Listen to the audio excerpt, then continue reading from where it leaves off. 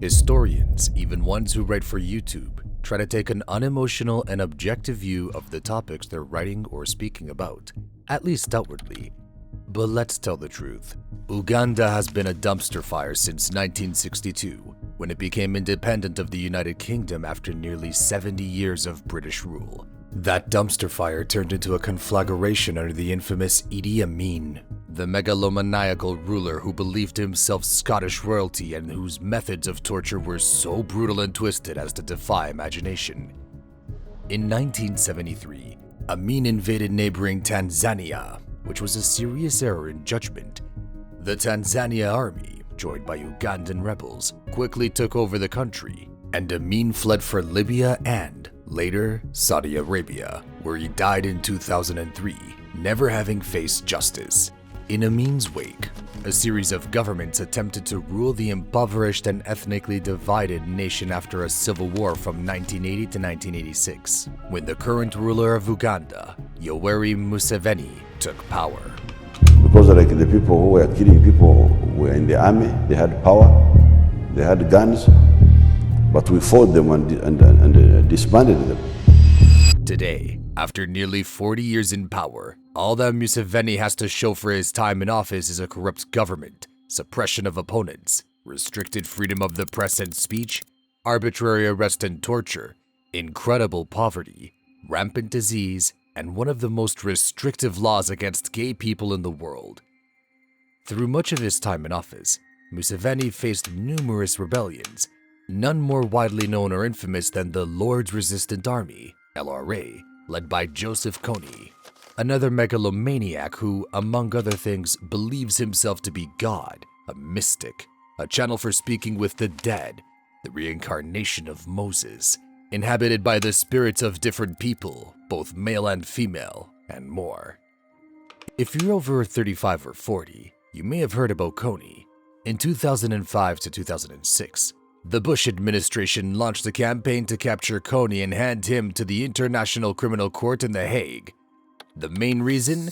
The outcry from the Kony and the LRA's mass kidnapping of children to bear arms, serve as slave labor, and much more we can't mention at the risk of being demonetized. Welcome to a day in history. Today, the inhuman rule of Uganda's so-called messenger of God is Joseph Kony.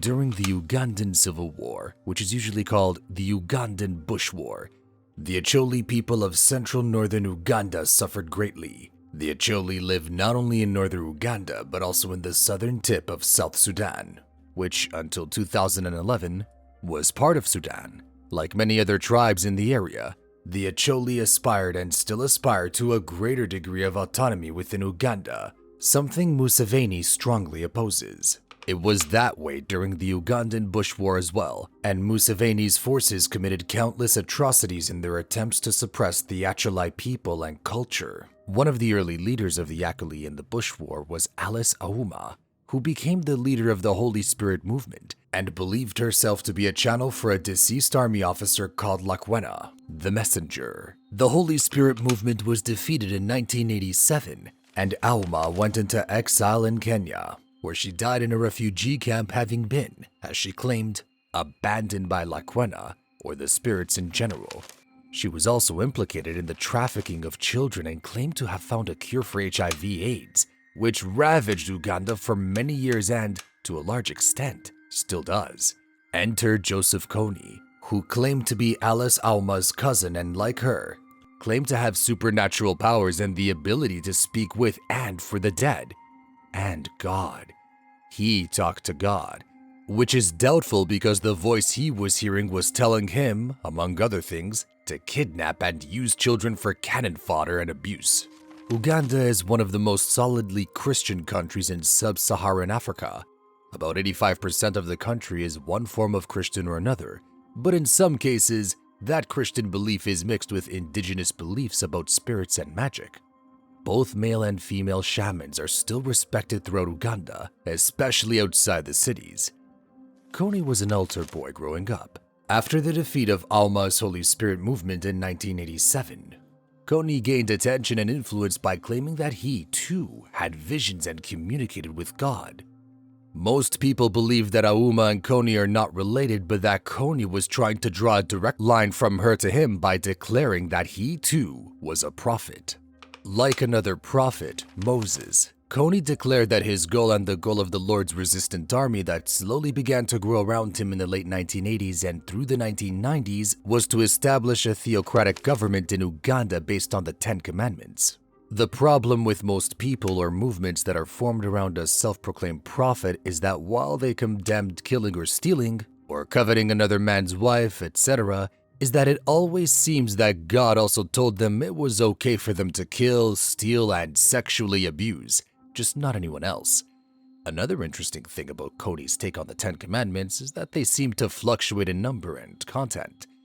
His two most widely known commandments were that he should be obeyed and, oddly enough, that God had told him no smoking. Children. While God or supernatural spirits had instructed Kony to forbid smoking, he apparently didn't say anything about not kidnapping and abusing children. Like others, Kony seemed to find convenient loopholes in what he read, so when his own acolyte people didn't flock to Kony's banner as he had hoped, he began kidnapping their children and killing their parents right in front of their eyes, often in the most horrible way possible, including setting them on fire. Of course, Kony didn't do most of the killing himself. No, he found other twisted men and a few women who would gladly do his bidding and more. Many of these people really came to think of themselves as deputies of the messenger of God. Others pretended to believe it or came to believe it, because it allowed them to do whatever they wanted. Kony had initially hoped to rally or defend his own acolyte tribe, but most acolytes were tired of war and violence despite repression by the Museveni government. So, in addition to his stated goal of turning Uganda into a religious state with himself as leader, Kony declared war on his own people. The war on the acolyte wasn't a declared war, but it was a war nonetheless. In truth, in a nation with one of the fastest growing and youngest populations in the world at just under 50 million, the Lord's resistance army probably never numbered more than 5,000. But 5,000 people with machine guns, RPGs, some armored personal carriers, and jeeps can do a lot of damage in a remote area among poor people who have no means of defense. And that number remained steady for quite several years because Kony and the LRA leadership cared very little about how many of their soldiers got killed. New ones just replaced them. Not every person fighting for or with the LRA was a child, but many were. The brutality of the LRA's violence is hard to fathom. It's especially hard to understand when it's perpetrated on children. The children of Akoli land and nearby areas were terrorized. Even if they managed to avoid kidnapping, simply the constant worry of being taken was enough to traumatize them permanently. When they were kidnapped, they were immediately treated brutally. The shock of being taken, beaten, and otherwise abused quickly made children as young as 7 into obedient soldiers, or rather, slaves with guns. Not only was traumatic violence used to brainwash children, but many who survived were told that their parents were still alive, and that only by obeying Kony and his men would the children be able to save their parents' lives. Others were told that the reason their parents were killed, tortured, or sexually abused to death was because they were traitors, working for the devil, or were themselves planning to sell their children. Another story the terrified children were told was that it was only thanks to the LRA that the kids were alive and, therefore, owed everything to Kony and his men, including their lives and bodies. Sociologists who studied parental abuse and hazing report that despite suffering through hazing or abuse, many victims become abusers themselves. Under Kony, child soldiers then turned into monsters themselves, killing men, women, and children themselves without a second thought. Those who refused were often bullied into killing by other kids, killed in gruesome ways, or tortured into compliance. A common punishment was the slicing off of noses of kids, young kids. The LRA kidnapped Louis Lacour and his 3-year-old sister in 2003. The person who commanded the group that kidnapped them was Dominic Ongwen, otherwise known as White Ant, was eventually caught and was convicted of crimes against humanity in 2014. He is serving a life sentence in The Hague. What Ongwen forced Louis to watch and do is beyond imagining. Ongwen was 28 when Louis encountered him, and he too had been kidnapped by the LRA years before. Now he was a brutal thug. In front of his eyes, the LRA killed his parents, then assaulted his older sister and killed her. Louis and his 2 younger sisters were taken away, forced to carry heavy luggage filled with clothes and looted items from his village. One of his sisters couldn't go any further. She dropped onto the ground and a fighter came and shot her. Sometime later, his other little sister fell out.